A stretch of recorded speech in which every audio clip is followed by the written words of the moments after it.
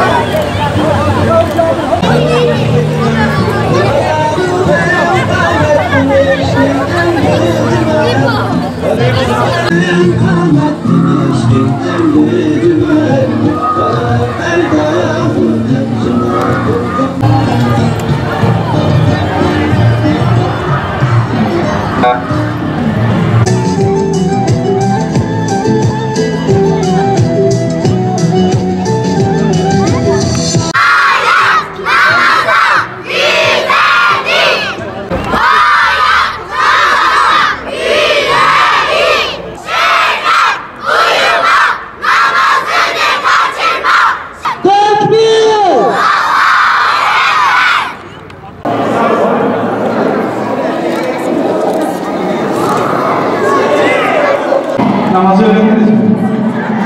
Tamam. Şimdi programa Allah'ın en güzel olduğu. Bismillahirrahmanirrahim.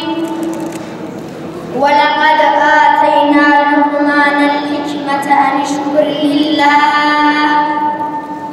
Ve men yeşkur fe innemâ yeşkur li nefsihi.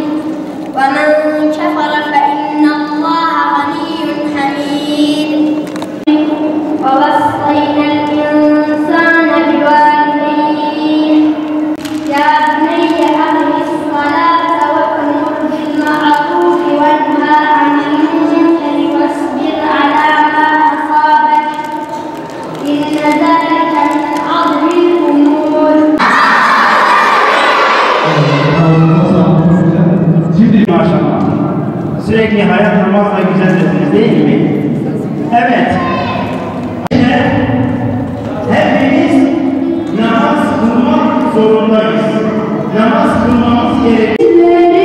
Namazlarında bir sabah gelecek kardan aydındır.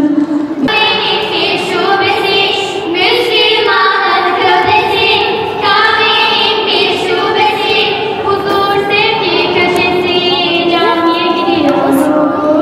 Çocukların neşesi, camiye gidiyoruz. Namaz ettim şahlıktır, sesler de tahımdır. Günde en az 5 defa namaz benim adımdır. İki dünya cenneti kucaklıyor herkesi. Bu gönlümün neşesi, namaz hayatım sesi. Muhammed Resulullah, hayya alel-salat, hayya alel-felah, kad kâmetis salat, kad kâmetis salat. Allahu ekber, Allahu ekber, la ilahe illallah.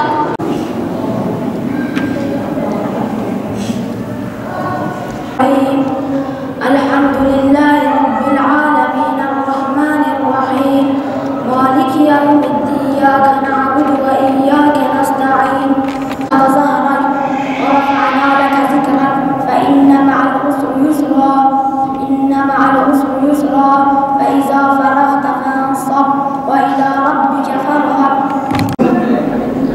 الله أكبر. أنعمت عليهم غير المغضوب عليهم ولا الضالين. عليك أيها السلام ورحمة الله وبركاته. السلام.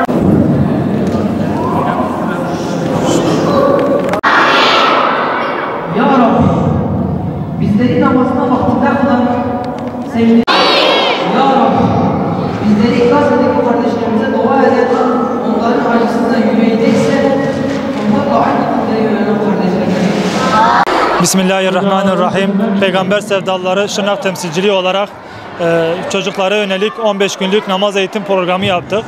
Bu eğitimlik programımızı bitirmek için de bir yürüyüş programı düzenledik. Ömer Kabak Meydanı'ndan Ulu Cami'ye kadar bir yürüyüş yaptık. Ulu Cami'de çocuklarımızla beraber toplu bir şekilde namaz kıldık. Amacımız çocuklarımıza namaz bilincini vermek, onların namazı seven bir nesil olarak yetişmelerini sağlamak. Rabbimiz inşallah bu çocuklarımızı namazla yetişen bir nesil kılar. Bu namazlı neslimiz de inşallah bu toplumu inşa ve ihya eder. Allah razı olsun.